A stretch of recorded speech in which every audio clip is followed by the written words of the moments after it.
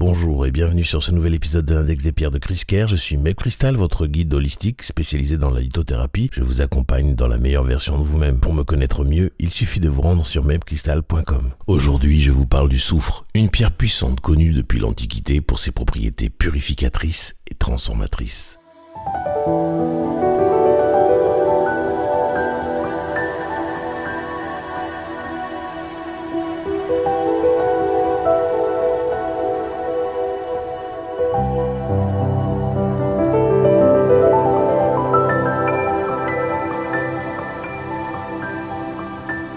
Le soufre est un élément natif, mais en minéral, il a pour formule chimique S8, ce qui signifie qu'il est composé de 8 atomes de soufre liés entre eux. On appelle cette forme l'ocaktiocan. Il appartient au groupe des soufres, son système cristallin est orthorhombique, sa dureté sur l'échelle de Mohs est comprise entre 1,5 et 2,5. Il présente un lustre résineux ou gras et ses cristaux prennent souvent la forme de 10 pyramides jaunes à jaune-brun, parfois avec des teintes orangées, verdâtres ou même blanches. On trouve le soufre dans les roches sédimentaires, dans les dépôts volcaniques, dans certains filons minéraux ou encore comme produit d'altération d'autres minéraux sulfureux. On peut trouver des soufres d'origine italienne, grecque ou d'Amérique du Sud et dans diverses zones volcaniques à travers le monde. Dans les gisements célèbres de Sicile, des cristaux naturels sont tellement de très haute qualité qu'on peut les confondre avec des imitations cultivées en laboratoire. Le nom soufre vient du vieil anglais sulfur et apparaît dès 1390. Il était aussi appelé brimstone dans les textes anciens qui signifie littéralement pierre de feu. Chez les Grecs, Théophraste l'a mentionné sous le nom intraduisible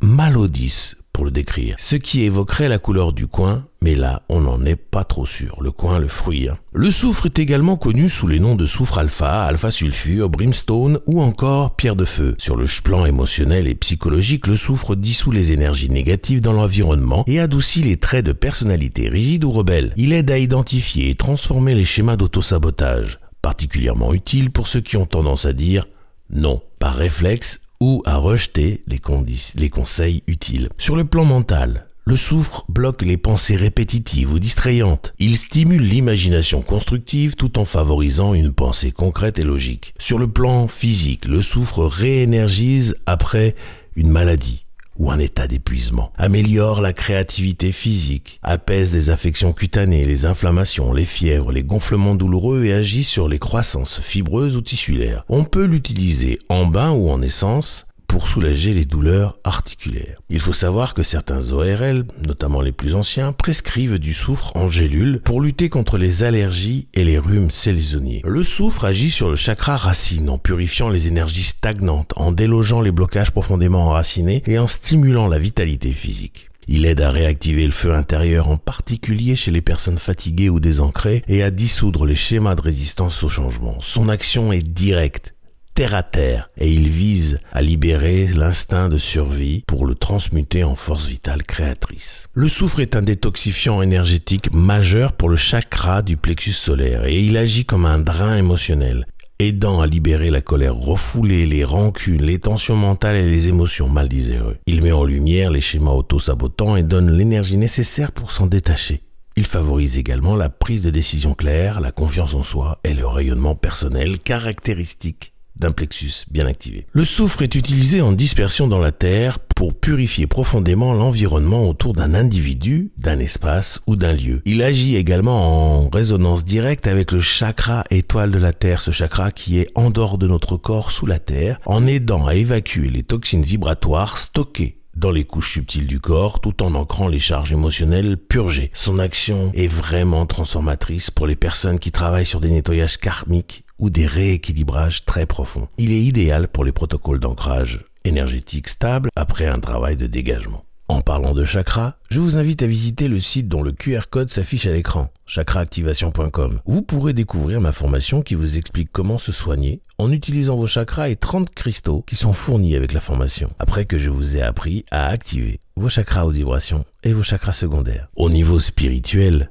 le soufre possède une forte charge électrique négative.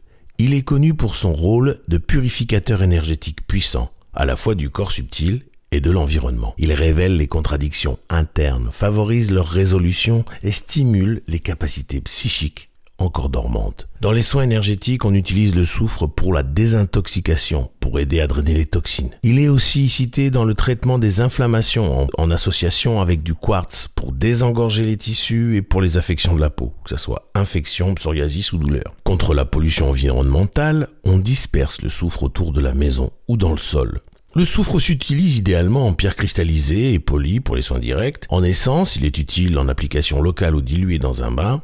En poudre, il est réservé aux fumigations avec un masque et une ventilation obligatoire. Après un usage thérapeutique, il est impératif de nettoyer la pierre soigneusement et même de l'enterrer si elle a vraiment été chargée d'énergie très malade. Dans les traditions magiques, le soufre est associé à l'élément feu et à l'énergie projective. Il est utilisé depuis des siècles pour chasser les entités néfastes. Dans les pratiques de houdou, on brûle du soufre pour purifier les maisons de toute influence néfaste, avec ensuite un grand nettoyage physique du lieu. Il entre aussi dans la composition de sacs mojo protecteurs, ainsi que dans un rituel de justice accompagné de la fameuse prière très puissante qu'est le psaume 35. On peut aussi utiliser le soufre en fumigation à condition de le faire en plein air pour protéger les animaux et les habitations de la fascination ou de l'asservissement. Quand je dis en plein air, ça veut dire ouvrir toutes les fenêtres. Il faut absolument pas être fermé dans cette fumée. Les Wicca prescrivent le soufre pour les rhumes, les rhumatismes et les douleurs physiques. Il est généralement placé dans un petit sac rouge et porté autour du cou. Le soufre est lié aux énergies de Mars et Pluton pour ses capacités à purifier, transmuter, libérer la colère ou le karma. Dans le carré magique du Baga, vous pouvez mettre du soufre dans la partie de votre maison qui correspond à la sécurité. Placé sur un autel, il active la protection de la maison comme une protection magique générale. Dans la case 6 du Baga, donc c'est le nord-ouest par rapport à l'entrée. Le soufre, c'est la pierre de naissance des lions nés entre le 15 et le 17 août. Côté entretien, attention, le soufre est considéré comme toxique. Il ne faut jamais l'utiliser en élixir direct, ne pas l'exposer au soleil, ne pas l'émerger dans l'eau et ne pas le laisser à la portée des enfants ou des animaux. Le disque de sélénite est la méthode que je préfère, vous le savez. Évitez les méthodes de recharge traditionnelles, vraiment, parce que ça peut vraiment l'abîmer et relâcher des gaz. S'il a été utilisé sur une zone malade ou fortement perturbée, enterrez-le. Ou alors purifiez-le plus longtemps. Le soufre est donc une pierre précieuse pour la purification énergétique, la transmutation vibratoire et l'accompagnement dans les chemins de transformation intérieure. Il nettoie, soulage, révèle et ramène à l'essentiel. Le soufre est une pierre puissante, à manier avec respect et précaution. Si vous avez des questions sur l'utilisation du soufre ou si vous avez envie de partager vos témoignages, vous pouvez le faire directement en commentaire ou alors m'écrire à podcast@mebcrystal.com.